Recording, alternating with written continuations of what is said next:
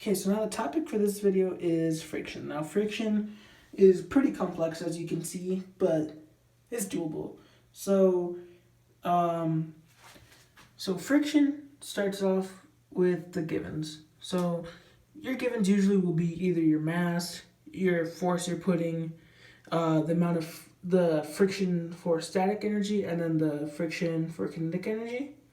Now, so once you have those, right, you want to find your normal force. So now let's say, so your normal force would be gravity times your mass, which is 49 newtons, which would be 49 newtons upwards. So because it's not accelerating upwards or downwards, so there'd have to be a normal force.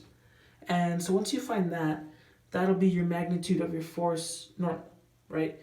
And so this would be magnitude of force budging, which would be the amount of force you have to push to barely get this thing rolling.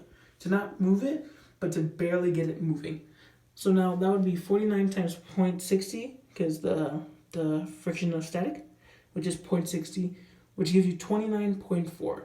Now with 29.4, that would be your, see, that's your static energy. So that's how fast you, or how much force you have to be putting to get it moving. Now we're already putting way more than that, so it's not that hard to get it rolling.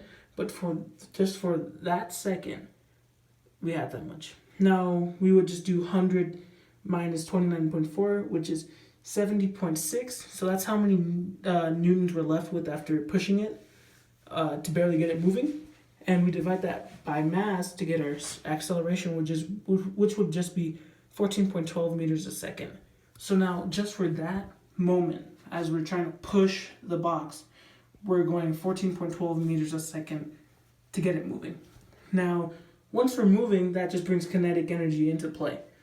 So this would be the same thing, except a little bit different. So now it's the force of friction over force of normal. So you get your force of magnitude of force friction equals your normal force times your coefficient of the kinetic energy, which is 0.55, which will then equal 26.95. So that is your friction force pushing it against it.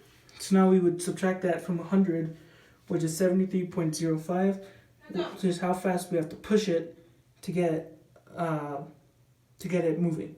Now we divide that by 5, the mass, to get our acceleration, which would then be 19.61. No, 14.61, which is our acceleration once we start moving it.